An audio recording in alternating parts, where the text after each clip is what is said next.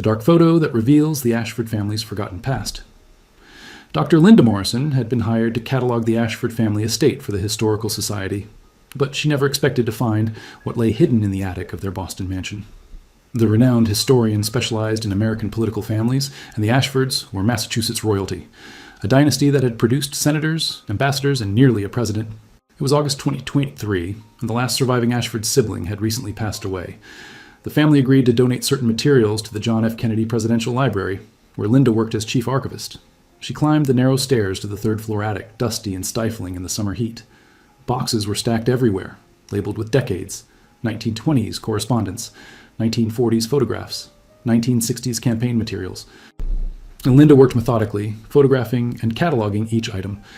Then she found a leather trunk pushed far into a corner, covered with a heavy blanket, as if deliberately hidden. Inside the trunk were photographs, dozens of them, all featuring the same young woman: formal portraits, candid beach shots, school pictures. The woman appeared in images from the 1920s and 1930s, always among the Ashford children. But Linda had studied the Ashford family extensively and had never seen this woman in any published family history. She found a formal family portrait from 1938. 11 people posed in an elegant room with luxurious curtains and refined furniture. Richard Ashford, the patriarch, sat center with his wife Catherine beside him. 9 children surrounded them, 5 daughters and 4 sons, all impeccably dressed in the style of the era. Linda's breath caught. She recognized most of the faces: Robert Ashford, who became a decorated war hero and senator; William Ashford, the Attorney General; Patricia, who married into European aristocracy. But one young woman, seated to her father's right, was unfamiliar. She appeared to be about 20 years old, with a shy, uncertain expression that contrasted with the confident poses of her siblings. Linda turned this photograph over, written in faded ink: Ashford Family, Christmas, 1938. Complete. Complete? But published Ashford genealogies listed only 8 children, not 9. Who was this missing daughter? Linda searched through more boxes frantically. She found letters, report cards, medical documents, all relating to someone named Eleanor Ashford. Birth certificate: Eleanor Marie Ashford, born March 15th, 1918. School records from elite private schools. Letters to her mother discussing piano lessons and French tutoring.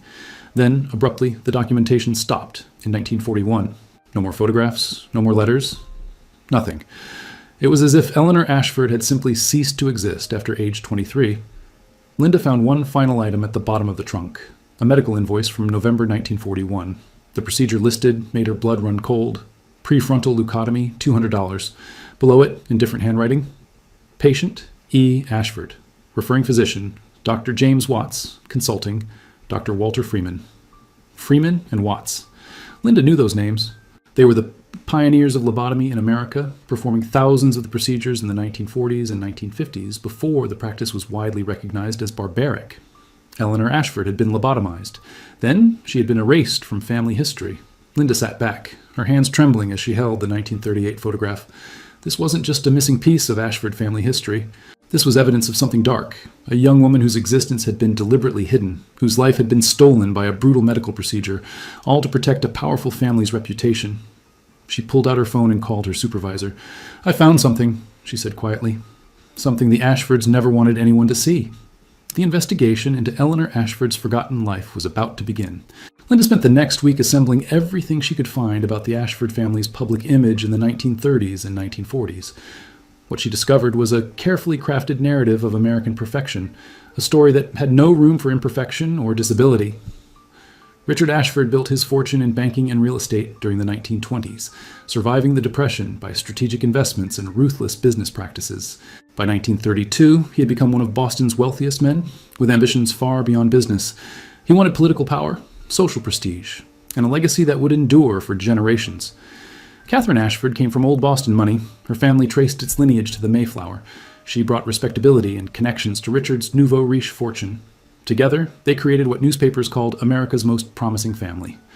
The Ashford children were raised to be exceptional. The sons attended Harvard and Yale, excelling in academics and athletics. The daughters were educated at the finest finishing schools, trained in languages, music, and the social graces necessary for advantageous marriages. Every public appearance was orchestrated, every photograph carefully composed. Linda found dozens of newspaper articles from the 1930s featuring the Ashford family. Boston's royal family hosts charity gala. Young Ashfords excel in academic competition. Senators visit to Ashford Estate. The coverage was universally positive, portraying a family of intelligence, beauty, and civic responsibility. But Eleanor appeared in very few of these articles. When she did, the descriptions were brief and vague. A 1936 Society column mentioned the Ashford daughters attending a debutante ball, but didn't list Eleanor by name. A 1937 photograph showed the family at their Cape Cod estate. Eleanor was positioned at the edge of the frame, partially obscured by her sister. Linda contacted Dr. Harold Jennings, a medical historian at Boston University who specialized in the history of psychiatric treatment. She showed him Eleanor's medical invoice and the family photographs. "This fits a pattern I've seen before," Harold said, his expression grim. Wealthy families in the 1930s and 1940s were obsessed with eugenics and genetic perfection.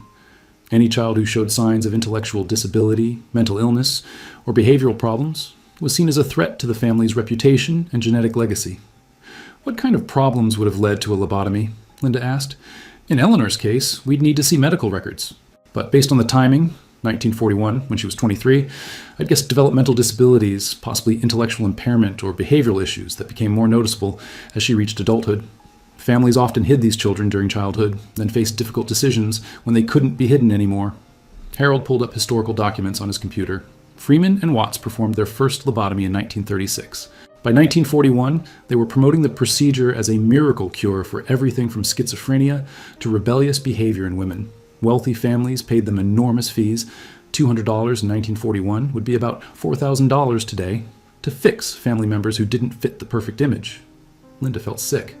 They mutilated a young woman to protect their reputation. Yes, and it was legal, even considered progressive medicine at the time. The Ashfords would have been praised for seeking the most modern treatment available.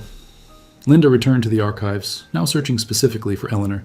She found a few private letters between Catherine Ashford and her sister, never intended for public view. One from 1938 read, "Eleanor continues to struggle with her studies. The tutors say she tries hard but simply cannot grasp concepts her siblings master easily. Richard worries about her future. What marriage prospects does a slow girl have?" Another letter from 1940 was more troubling. "Eleanor's episodes have become more frequent. She grows agitated easily, sometimes violent with the staff. Richard insists we cannot send her to an institution. The scandal would be unbearable.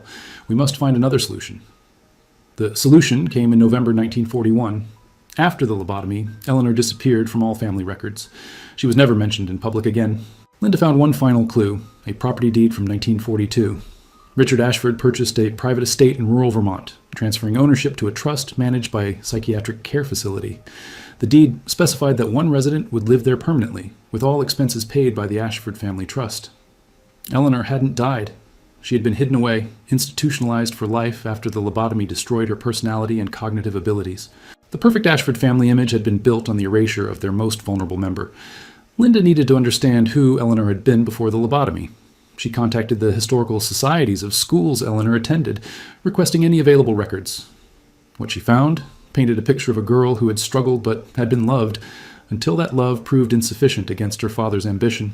Eleanor's elementary school records from the prestigious Windsor School showed a student who worked diligently but fell behind academically. A 1928 teacher's note read, "Eleanor is a sweet, gentle child with a kind disposition. She struggles with mathematics and reading comprehension, but shows talent in music and art. She requires extra time and patience." By middle school, the gap between Eleanor and her siblings had widened significantly. While her brothers and sisters earned top marks, Eleanor barely passed. A 1932 report card showed C's and D's across all subjects except music, where she earned an A. Linda found a heartbreaking letter from Eleanor to her mother, dated 1933, when Eleanor was 15. "Dear Mother, I'm trying my very best at school, but the work is so hard. Miss Peterson says I'm not trying hard enough, but I am. Truly I am. Patricia says I am stupid and that Father is ashamed of me. Please tell me you're not ashamed. I love you. Eleanor?" Catherine's response, preserved in the archives, was brief. "Dearest Eleanor, your father and I love you always. But you must try harder. The Ashford name requires excellence. We cannot accept less from any of our children." Linda interviewed Margaret Sullivan, 94 years old, who had been a housemaid at the Ashford estate from 1935 to 1943. Margaret's memories of Eleanor were vivid and painful. "Eleanor was the sweetest of all those children," Margaret said, sitting in her assisted living apartment. "She wasn't like the others. They were all so sharp, so clever with words. Eleanor was slower, gentler. She'd spend hours in the music room playing piano, the same simple pieces, over and over. She loved the garden, loved animals. She'd talk to the dogs like they were people. Did the family treat her differently? Linda asked. Margaret's face darkened. Mr. Ashford barely acknowledged her. He'd introduce his children to visitors. This is Robert, headed to Harvard. This is William, top of his class. This is Kathleen, fluent in 3 languages. But he'd skip over Eleanor, or just say "and Eleanor" without any accomplishments listed. You could see it hurt her, the way her face would fall. What about her mother? Mrs. Ashford loved Eleanor, I think, but she loved her husband's approval more. She'd scold Eleanor constantly. "Sit up straight, don't fidget, speak clearly." Nothing Eleanor did was ever good enough. The girl tried so hard to please them. Margaret wiped tears from her eyes. As Eleanor got older, things got worse. She'd have these episodes, I guess you'd call them. She'd get frustrated when she couldn't understand something, and she'd cry or sometimes throw things. Not violent, just overwhelmed. But Mr. Ashford saw it as embarrassing behavior that needed to be controlled. Linda showed Margaret the 1938 family photograph. This was taken about 3 years before the lobotomy. Margaret studied it carefully. Look at Eleanor's face. See how she's sitting? She's trying to make herself smaller, less noticeable. The others are all confident, looking straight at the camera. Eleanor's turned slightly away, like she's hoping no one will see her. That's how she lived, trying to disappear. Linda found more evidence of Eleanor's struggles in private family correspondence. A 1939 letter from Richard to his brother mentioned the Eleanor problem explicitly. She is 21 now and cannot be hidden much longer. Society expects her to debut, to marry, to contribute to the family's standing, but she is incapable of any of this. Catherine insists we cannot institutionalize her. The stigma would be crushing. We need a solution that allows her to remain technically at home while ceasing to be a burden or embarrassment. That solution was lobotomy, a procedure that would leave Eleanor docile, manageable, and unable to embarrass the family with her limitations. The evidence was mounting. Eleanor had been a vulnerable young woman with developmental disabilities, struggling to meet impossible expectations, ultimately sacrificed to preserve her family's perfect public image. Linda's investigation now focused on the months leading up to November 1941, when Eleanor's life was forever destroyed. What she discovered showed a family making a calculated decision to eliminate their problem through radical surgery. She found correspondence between Richard Ashford and Dr. James Watts, one of the 2 physicians who pioneered lobotomy in America. The first letter, dated March 1941, was chillingly clinical. Dear Dr. Watts, I write regarding my daughter Eleanor, age 23, who suffers from intellectual deficiency and increasing behavioral difficulties. I have read with interest your published papers on prefrontal leucotomy as treatment for various mental conditions. I would like to discuss whether Eleanor might be a suitable candidate for this procedure. Dr. Watts responded enthusiastically. Linda found his reply in the archives. Dear Mr. Ashford, I would be pleased to evaluate your daughter. We have had remarkable success treating cases similar to what you describe. The procedure is brief, recovery is quick, and results are generally quite satisfactory. Patients become more manageable and their distressing symptoms are eliminated. What Watts didn't mention, what Linda knew from medical history, was that manageable meant emotionally blunted, intellectually diminished, and often completely incapacitated. Lobotomy didn't cure anything. It destroyed the parts of the brain responsible for personality, emotion, and complex thought. Linda contacted Dr. Patricia Brennan, a neurologist and medical ethicist at Massachusetts General Hospital. She showed her the correspondence and asked for context. This is horrifying, but not unusual for the era, Patricia explained. In the 1940s, lobotomy was promoted as a miracle cure. Freeman and Watts performed thousands of procedures on people diagnosed with everything from schizophrenia to depression to simple disobedience, especially in women. Families were told their troublesome relatives would become calm and cooperative. What they weren't told was that those people would lose their essential humanity. How was the procedure performed? Linda asked. Patricia pulled up historical medical illustrations. In 1941, it was surgical lobotomy, drilling holes in the skull and severing connections in the frontal lobe. Later, Freeman developed the transorbital lobotomy, inserting an ice pick-like instrument through the eye socket.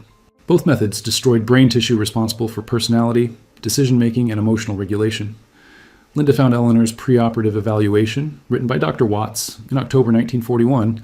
It described her as a young woman of limited intelligence with episodes of emotional instability and oppositional behavior. Patient shows affection for family members, but becomes frustrated when unable to complete tasks. Occasionally displays tantrums when corrected.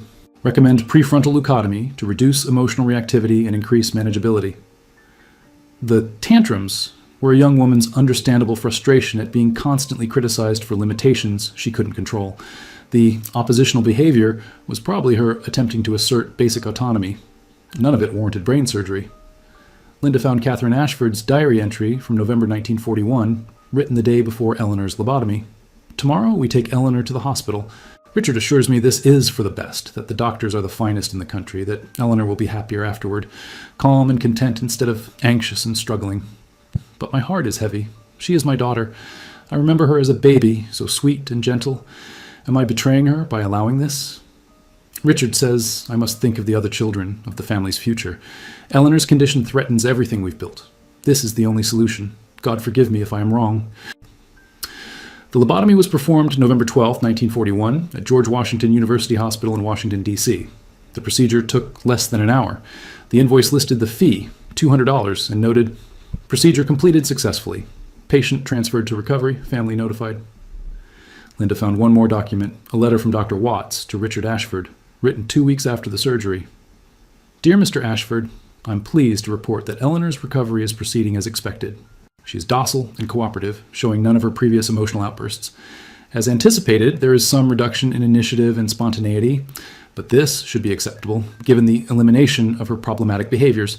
She will require long-term supervision, but should no longer present the difficulties you previously described." Reduction in initiative and spontaneity was medical euphemism for the destruction of Eleanor's personality. She had been reduced to a manageable shell of herself. The Ashford family had purchased their perfect image at the cost of their daughter's humanity. Linda needed to understand what happened to Eleanor after the lobotomy destroyed her cognitive abilities and personality.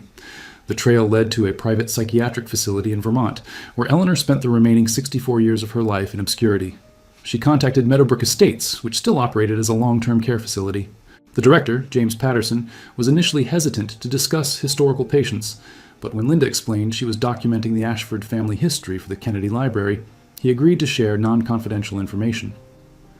"We have records going back to our founding in 1924, James said over a video call. "I can confirm that a resident matching your description was admitted in December 1941 and remained here until her death in 2005. Linda's throat tightened. 2005? Eleanor lived until 2005? "Yes. She was 87 when she died. She spent 64 years here." Linda did the math.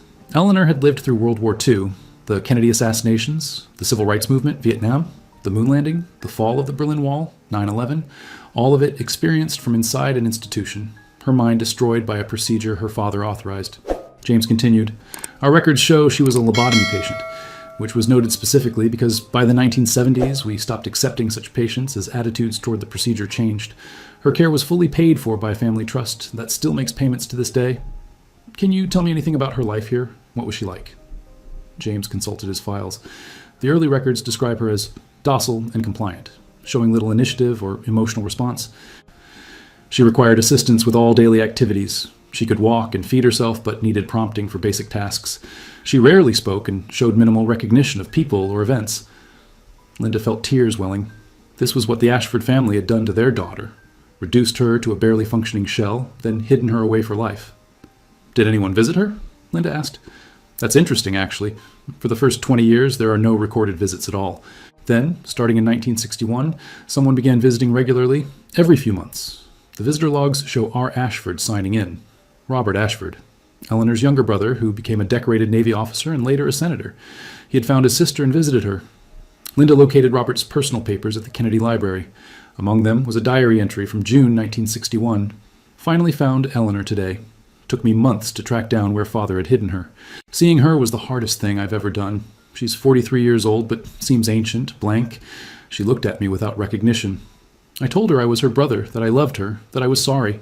She smiled vaguely, but I don't think she understood. What did we do to her? What did father do? I can never forgive this." Another entry from 1963, shortly after Robert lost his Senate bid. "Visited Eleanor today. Sometimes I tell her about my life, even though I don't think she understands. I told her about the campaign, about losing. Told her maybe it's justice. Maybe the Ashford family doesn't deserve power after what we did to her. She just sat there, that empty smile on her face. I'm the only one who visits. The others have completely forgotten her, or maybe they choose not to remember." Linda found more diary entries spanning decades. Robert visited Eleanor at least 3 times a year until his death in 1998. He brought her books, music recordings, flowers, gifts she probably couldn't appreciate, but that seemed to ease his guilt. A 1982 entry was particularly poignant. "Eleanor is 64 now. I'm 61. We're both old. I look at her and try to remember the girl she was before the lobotomy. I have a few memories. Her playing piano, her gentleness with animals, her sweet smile. But mostly, I remember Father's shame, Mother's worry, all of us pretending she didn't exist. Then, one day, she was gone, and when she came back at Christmas 1942, she wasn't Eleanor anymore. She was a ghost. We made her a ghost to save ourselves embarrassment. I will carry this shame until I die. Linda contacted the Vermont facility again and asked about Eleanor's final years. By the 1990s, she required full nursing care, James explained. She developed dementia in addition to the cognitive impairment from the lobotomy. She died peacefully in 2005, with Mr. Ashford present. Robert was with her when she died. Yes, he'd been in declining health himself, but insisted on being notified if her condition worsened. He was holding her hand when she passed. Eleanor was buried in a private cemetery in Vermont. Her grave marked simply, Eleanor Marie Ashford, 1918-2005. No mention of her family's prominence, no recognition of the injustice done to her. Just a name and dates marking a life stolen and hidden. The perfect Ashford family had hidden their imperfect daughter for 64 years, and only one of them had cared enough to remember. Linda now investigated why Eleanor's siblings, except Robert, had completely erased her from their lives. What she discovered revealed a family conspiracy of silence that lasted generations. She found a remarkable document. Minutes from a family meeting held in January 1942, 2 months after Eleanor's lobotomy. All 8 surviving Ashford children attended, along with Richard and Catherine. The meeting was documented by the family lawyer, presumably to create a legal record of decisions made. The minutes were chilling in their clinical detachment. Meeting convened at the Ashford residence, Boston, January 15, 1942. Present: Richard and Catherine Ashford, and children Robert, age 24, William, age 23, Kathleen, age 22, Patricia, age 20, Edward, age 18, Thomas, age 16, Jean, age 14, and Margaret, age 12. Subject: family matters regarding Eleanor. Richard's statement, recorded verbatim, laid out the family's official position. Eleanor has been placed in a private facility where she will receive excellent care for the remainder of her life. The procedure she underwent was necessary for her own well-being and peace of mind. However, given the sensitive nature of her condition and treatment, we have decided as a family that Eleanor's situation will not be discussed publicly. When asked about family composition, we will refer to our 8 children. Eleanor's name will not appear in any public family documents or photographs going forward. This is not to diminish Eleanor, but to protect her privacy and dignity. The lawyer's notes indicated that all siblings agreed to this decision, though Robert's agreement was marked with an asterisk, and the notation, R. Ashford expressed reservations, but will comply with family decision. Linda found evidence that this conspiracy of silence was rigorously enforced. When Kathleen published a memoir in 1968 titled Growing Up Ashford, Eleanor was completely absent.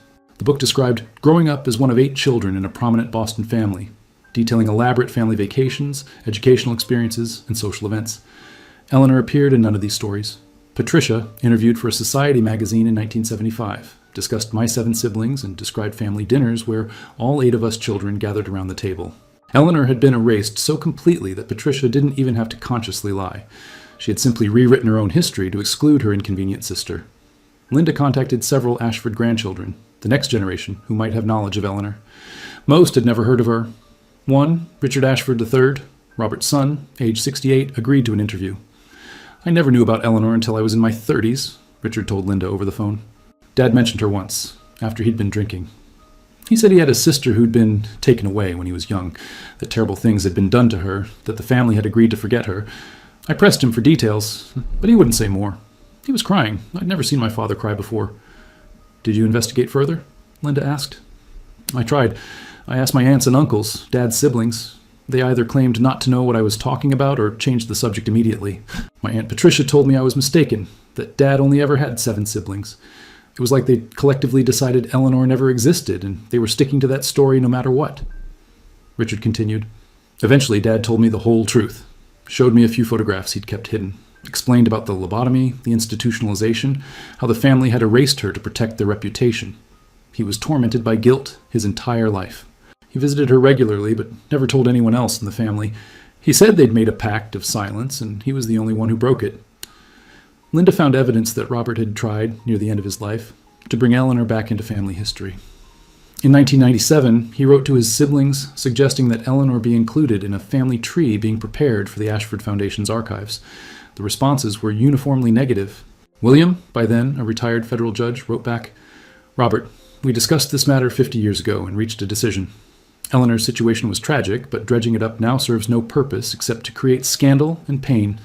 Our parents made the best decision they could, given the circumstances and medical knowledge of the time. Let the past remain past. Kathleen's response was even more direct. Absolutely not. Eleanor was troubled and received treatment. That's all anyone needs to know. Including her in family histories would only raise questions we cannot answer and should not have to answer.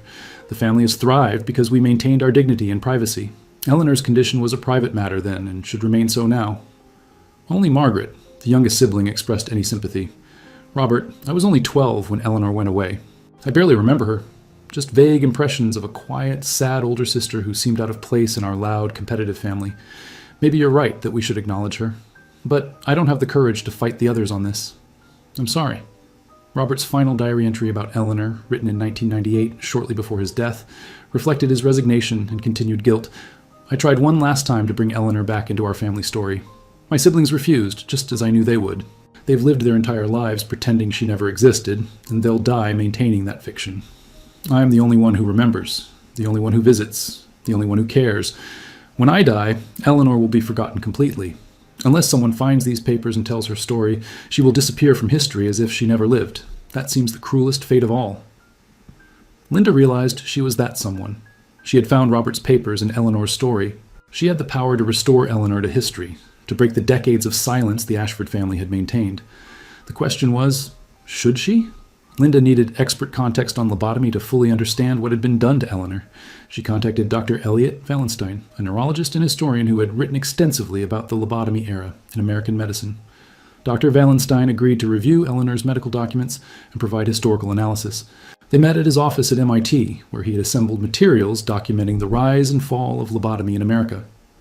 Lobotomy is one of the darkest chapters in medical history, Elliot began, precisely because it was promoted as progressive, scientific treatment by respected physicians and enthusiastically adopted by wealthy, educated families.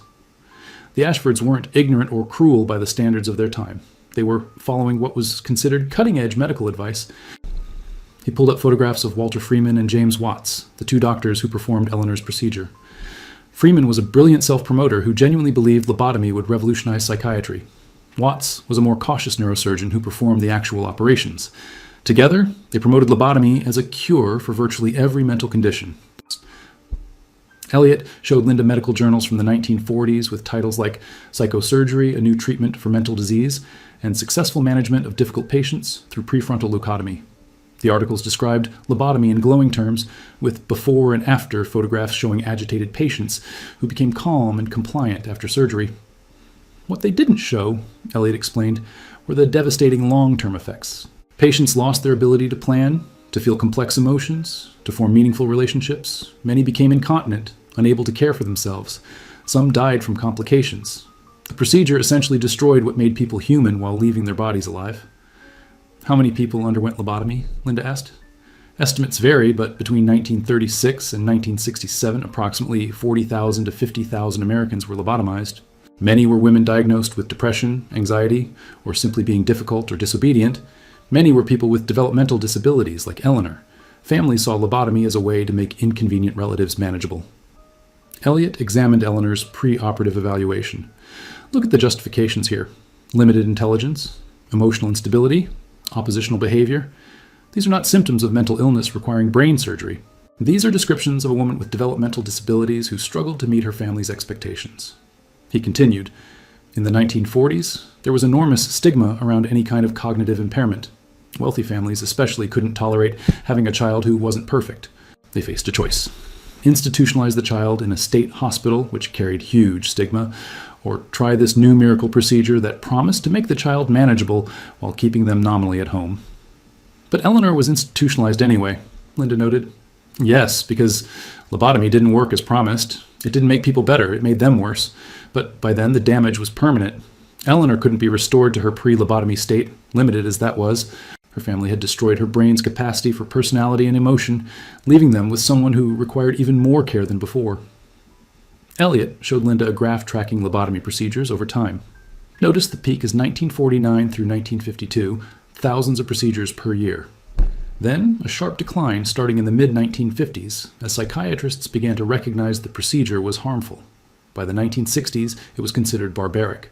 But tens of thousands of people, like Eleanor, were already living with destroyed brains. Why wasn't anyone held accountable? Linda asked. Why weren't Freeman and Watts prosecuted? Because it wasn't considered a crime. They were licensed physicians performing a legal procedure with patient consent, or in cases like Eleanor's, family consent. There was no framework for recognizing what they did as medical malpractice or human rights violations. Freeman continued performing lobotomies into the 1960s, even after most hospitals banned the procedure. He was finally stopped only when a patient died during surgery. Elliot pulled up one more document, a statement from the World Health Organization in 1977 that condemned lobotomy as a violation of human rights and called for its complete cessation. By then, Eleanor had been living with a destroyed brain for 36 years. This formal recognition that what was done to her was wrong came far too late. Linda looked at Eleanor's 1938 photograph again, the shy, gentle young woman seated beside her father, trying to make herself small and unnoticeable. Within 3 years, her personality would be surgically destroyed to preserve her family's perfect image. What happened to Eleanor was legal medical torture, Linda said quietly. Yes, Elliot agreed, and it happened to tens of thousands of people just like her, most of whose stories will never be told because their families erased them as thoroughly as the Ashfords erased Eleanor. Linda knew she had to tell Eleanor's story, no matter how painful or controversial. It was the only way to give Eleanor back the humanity her family had stolen from her. Linda's discovery of Eleanor's story had generated intense interest at the Kennedy Library and beyond, but it also raised difficult ethical questions. Did she have the right to expose a family's dark secret? What responsibility did she have to living Ashford descendants? And what would be achieved by making Eleanor's tragedy public? She convened a meeting with the library's ethics board, consisting of historians, archivists, and bioethicists. The discussion was contentious from the beginning. Dr. Thomas Richardson, a medical ethicist from Harvard, argued strongly for publication. Eleanor Ashford's story represents a historical injustice that should be documented and remembered. She was a victim of both medical malpractice and family abuse. Hiding her story perpetuates the very erasure that victimized her initially. We owe it to Eleanor and to thousands of other lobotomy victims to tell this story. But Professor Janet Caldwell, a historian specializing in ethics and privacy, raised concerns. We're talking about exposing private medical information and deeply embarrassing family secrets. Some Ashford descendants are still alive. They didn't authorize the lobotomy. They weren't even born when it happened. Is it fair to subject them to public scrutiny and shame for their grandparents' decisions? Linda had wrestled with these questions herself. She shared her perspective. I've interviewed several Ashford descendants. Most never knew Eleanor existed. They're shocked and horrified by what their family did. Some support telling the story. They feel Eleanor deserves recognition. Others are terrified of public scandal. But here's what I keep coming back to. Eleanor had no choice in what was done to her. She had no voice in her own life. Someone has to speak for her now. The board reviewed relevant legal and ethical frameworks. Under archival ethics guidelines, Linda had the right to publish information from donated materials unless specifically restricted by the donors. The Ashford estate had placed no restrictions on the materials, probably because they didn't know the Eleanor documents existed in that attic trunk. Attorney Michael Zhang addressed the legal concerns. There's no legal barrier to publication. Eleanor is deceased. The events occurred over 80 years ago. All the principals, Richard and Catherine Ashford, the doctors who performed the lobotomy, are long dead. Living descendants have no legal standing to prevent publication of historical documents. But should we publish just because we can? Janet pressed. What's the purpose? Who benefits? Linda had prepared for this question. I've researched the history of lobotomy extensively now. There are very few detailed case studies of individual victims. Most lobotomy patients disappeared from history, just like Eleanor did. Their families hid them, and no records survived. Eleanor's story is unusually well documented because of her family's prominence and their compulsive record-keeping. This is a rare opportunity to put a face and a name to a historical atrocity, to show the human cost of a medical procedure that destroyed tens of thousands of lives. She continued, Moreover, Eleanor's story reveals something important about how wealthy, powerful families operated in the mid-20th century. The Ashfords represented themselves as paragons of American virtue, public service, philanthropy, moral leadership. But privately, they tortured their own daughter to maintain that image. That hypocrisy deserves exposure. Dr. Richardson added, There's also educational value. Most Americans today have never heard of lobotomy. They don't know this happened. Eleanor's story, because it involves a prominent family, will reach a wide audience and educate people about this dark chapter of medical history. The board debated for hours. Finally, they reached a consensus. Linda could proceed with publication, but with specific ethical guardrails. She would focus on Eleanor as an individual and victim, not sensationalize family scandal. She would offer living descendants an opportunity to comment or provide context. She would work with mental health advocates to ensure the story promoted understanding of disability rather than stigmatizing it. Linda contacted Richard Ashford III, Robert's son, who had been the most open about Eleanor during their previous conversation. She explained her plans and asked for his perspective. "I think you should tell the story," Richard said after a long pause. "My father visited Eleanor for nearly 40 years. He felt tremendous guilt about what the family did to her. Near the end of his life, he told me he wished he'd spoken up, wished he'd broken the silence earlier. He said Eleanor deserved to be remembered as a real person, not erased like she never existed. Some of your relatives may not feel the same way," Linda cautioned. "I know. Some will be furious. They'll see this as betrayal, as airing family dirty laundry. But here's the thing. Eleanor was a person. She had a life, even if it was taken from her. She deserves to have her story told. If that makes some people uncomfortable, maybe they should be uncomfortable. Maybe we all should be uncomfortable knowing this is what our family did." Linda spent the next month preparing her article. She titled it, "The Forgotten Ashford: How One Family Erased Their Disabled Daughter."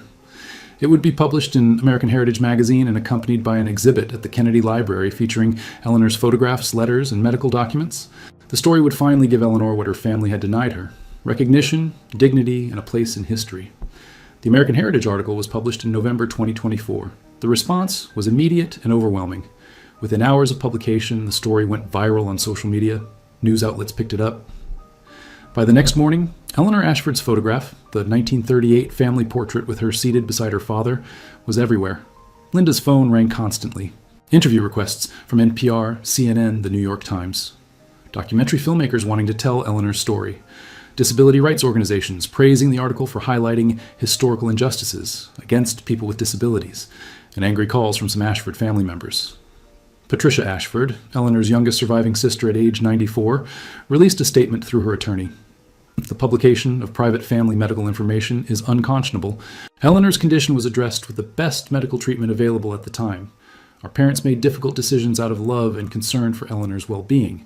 This publicity serves no purpose except to sensationalize family tragedy for profit. But other responses were more supportive. The National Alliance on Mental Illness issued a statement praising the article. Eleanor Ashford's story reminds us that people with disabilities and mental health conditions have historically been subjected to horrific abuses, often by their own families. These stories must be told so we never forget and never repeat these injustices. Disability rights activist Jennifer Harris wrote an op-ed in the Washington Post titled, "Eleanor Ashford is Every Disabled Person's Nightmare." What happened to Eleanor could have happened to any of us in 1941. She was deemed imperfect by her family's standards, so they eliminated her personality, hid her away, and pretended she never existed. Every disabled person fears this, being seen as a burden, an embarrassment, something to be fixed or hidden. Eleanor's story is a warning about what happens when perfection is valued above humanity. Linda appeared on PBS NewsHour to discuss the historical context. The host asked her why Eleanor's story mattered now, over 80 years after the lobotomy. "Because the impulse that led to Eleanor's lobotomy still exists," Linda answered. "We live in a society that values perfection, that sees disability as something to be eliminated rather than accommodated. We have prenatal testing that allows parents to abort fetuses with Down syndrome. We have genetic engineering that promises to eliminate defective genes. The technology has changed, but the underlying question remains, do we value human beings who don't fit our definition of perfect?" Eleanor's story says we didn't in 1941, and it challenges us to ask if we truly do now. The Kennedy Library opened its Eleanor Ashford exhibit in December 2024. Hundreds of people attended the opening, including several Ashford descendants. The exhibit featured the 1938 family photograph prominently, alongside Eleanor's childhood artwork, her school papers, letters between her and her mother, and the devastating medical documents authorizing her lobotomy. One wall displayed quotes from Robert Ashford's diary, including his 1998 reflection, "When I die, Eleanor will be forgotten completely. Unless someone finds these papers and tells her story, she will disappear from history as if she never lived." Richard Ashford III attended the opening and stood before that quote for a long time. "Dad would be glad this happened," he told Linda. "He spent 40 years trying to atone for what the family did. This exhibit, your article, this is his vindication. Eleanor is finally being remembered." But the most powerful moment came from an unexpected source. Dorothy Chen, a 78-year-old woman from California, contacted the library after seeing news coverage of the exhibit. She asked to speak with Linda urgently. They connected by video call. Dorothy was weeping as she explained, "I'm a lobotomy survivor. I was lobotomized in 1963 when I was 17 years old. My parents said I was too rebellious, too disobedient. The doctor said lobotomy would make me calmer, more compliant. I've lived for 61 years with the damage they did to my brain. I have emotional blunting, difficulty planning and organizing, problems with impulse control. I can function, but I'm not whole. I've never told anyone except my husband and children. Why are you telling me now? Linda asked gently. Because of Eleanor. Because someone finally told the story. For 61 years, I've carried shame about what was done to me, like it was my fault for being difficult. But seeing Eleanor's story, seeing it called what it was, abuse, medical torture, it's the first time I felt like maybe I was the victim, not the problem. Dorothy continued, there are others like me, people who survived lobotomy and have lived quietly with the damage for decades. Eleanor's story is giving us permission to speak, to acknowledge what was done to us. Thank you for telling her story. You've given voice to all of us who had our voices taken away. Linda realized the impact of Eleanor's story extended far beyond one forgotten woman. It was opening conversations about medical ethics, family responsibility, disability rights, and the definition of human worth. Eleanor, who had been erased from history, was now sparking dialogue that could help others. The dark secret the Ashford family had buried for 83 years was now illuminating present-day issues. 6 months after the article's publication, Linda stood at Eleanor's grave in Vermont. It was a sunny May morning in 2025, and the small cemetery was peaceful. Eleanor's simple headstone, Eleanor Marie Ashford, 1918-2005, would soon be replaced by a new one. The Ashford family, after intense internal debate, had agreed to install a new memorial. The inscription would read, Eleanor Marie Ashford, 1918-2005, daughter-sister, victim of medical injustice, erased by her family, forgotten by history, now remembered with love and sorrow. May her story ensure such injustice never happens again. Richard Ashford III had championed the new memorial, arguing that his father Robert's decades of visits deserved recognition and that Eleanor deserved acknowledgement of what had been done to her. Several cousins supported him. Others boycotted the memorial service, still maintaining that airing family tragedy was shameful.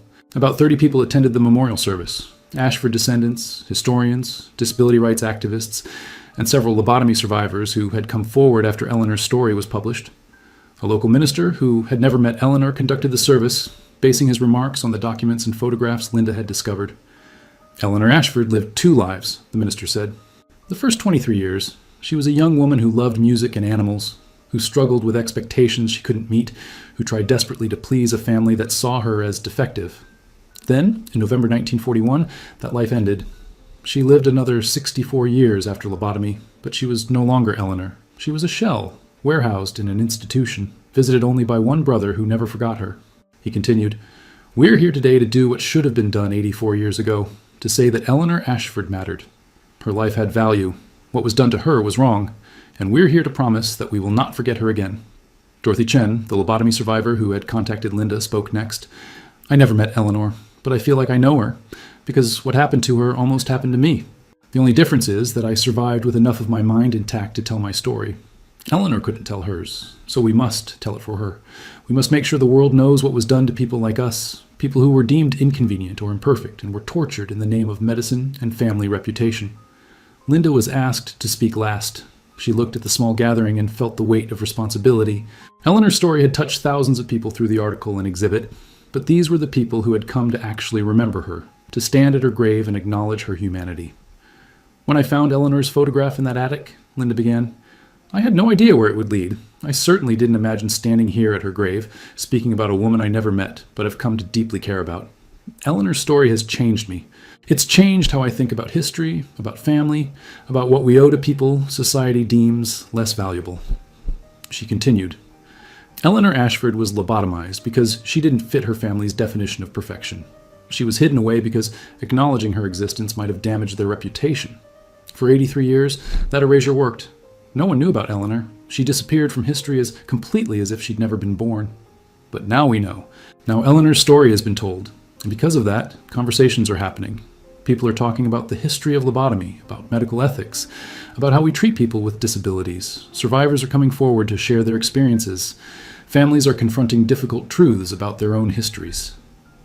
Linda looked at the old headstone, soon to be replaced. Eleanor can't know we're here. She died without knowing that anyone beyond her brother Robert would remember her. But we're here anyway, because Eleanor's life mattered, her suffering mattered, and her story matters. not despite being dark and painful, but because it's dark and painful. These are the stories we most need to tell and remember.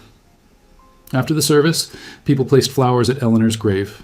Someone left a small stuffed dog, remembering the detail from the housemaid's testimony that Eleanor had loved animals.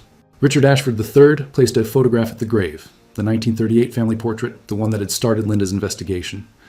As the gathering dispersed, Linda stayed behind. She pulled out her phone and took a photograph of Eleanor's grave surrounded by flowers and mementos. Tomorrow, this image would be added to the exhibit at the Kennedy Library. The forgotten Ashford daughter had finally been remembered. Her dark story had been brought into light. And while nothing could undo the injustice done to Eleanor, telling her story might prevent such injustices in the future. Linda thought of Robert Ashford's final diary entry, his fear that Eleanor would disappear from history completely. He had been wrong. Eleanor's story survived because he preserved it, because he visited her for 40 years, because he felt guilty enough to document the truth in his private papers. And now, Eleanor's legacy was assured. The photo that revealed the Ashford family's dark secret had become a symbol of historical injustice, medical ethics, disability rights, and the importance of remembering the people society tries to forget. Eleanor Marie Ashford, born 1918, lobotomized 1941, died 2005, would never be forgotten again. As Linda walked back to her car, she looked back one more time at the grave surrounded by flowers. In the 1938 photograph, Eleanor had been trying to make herself invisible, shrinking away from the camera. Now, finally she was seen. The dark past had been revealed. The forgotten daughter had been remembered.